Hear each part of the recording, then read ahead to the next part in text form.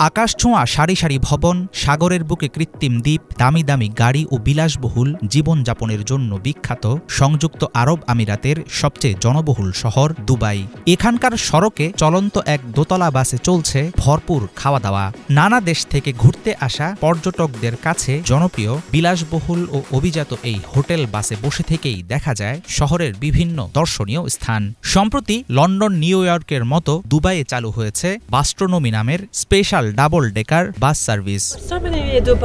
দুবাইয়ে আসলে বাস্ট্রোনমির দারুণ অভিজ্ঞতা নিতেই হবে।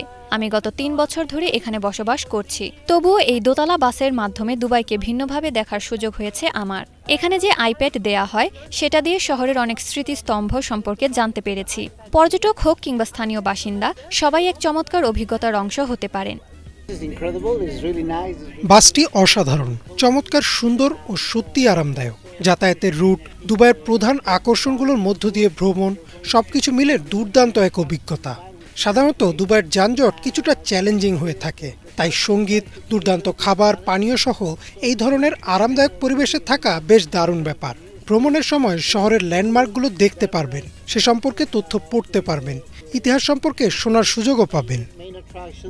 পর্যটকদের জন্য বিশেষভাবে তৈরি দোতলা বাস অনেক দিন থেকেই চালু আছে লন্ডন, নিউ ইয়র্কের মতো বিশ্বের বিভিন্ন বড় শহরে। তবে আরব আমিরাতে এবারই প্রথম আসলো এমন বিলাসবহুল বাস রেস্টুরেন্ট। প্রতি বছর দুবাইয়ে ঘুরতে আসেন কয়েক লাখ পর্যটক। ক্রমেই বেড়ে চলেছে এই সংখ্যা। সুযোগ কাজে লাগিয়ে লেবানিজ এক নারী ব্যবসায়ীর উদ্যোগে রাস্তায় নেমেছে বিশেষ এই বাস। বাস্ট্রোনমি হলো দুবাইয়ের একটি প্যানোরামিক রেস্তোরাঁ। এর মাধ্যমে এখানকার সমস্ত আইকনিক ল্যান্ডমার্কগুলো নতুনভাবে দেখানো হয়। আপনি যখন ডাবল ডেকারের উপরের তলায় বসবেন, তখন আপনি দর্শনীয় স্থানগুলো একটি ভিন্ন দৃষ্টিকোণ থেকে দেখতে পাবেন। অন্য কোনো গাড়ি বা বাস থেকে সেই অনুভূতি হবে না। খাবার টেবিলে থাকবে একটি ডিভাইস, ৬টি ভাষায় আপনি সেখান থেকে জানতে পারবেন দুবাই সম্পর্কে সমস্ত তথ্য। বাস্ট্রোনমি নামের দোতলা বাসটি চলাচল করে দুবাইয়ের বিভিন্ন পর্যটকপ্রিয় গন্তব্যে। এটাতে শুধু ট্যুরিস্টরাই ভ্রমণ করে বিষয়টা সেরকম না, স্থানীয় বাসিন্দারাও এর মধ্য দিয়ে চিরচেনা শহরটিকে নতুন করে দেখার সুযোগ খোঁজেন।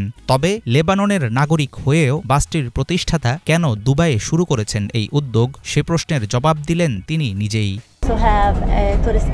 লেবাননের বৈরুতে আমার একটি পর্যটন সংস্থা রয়েছে।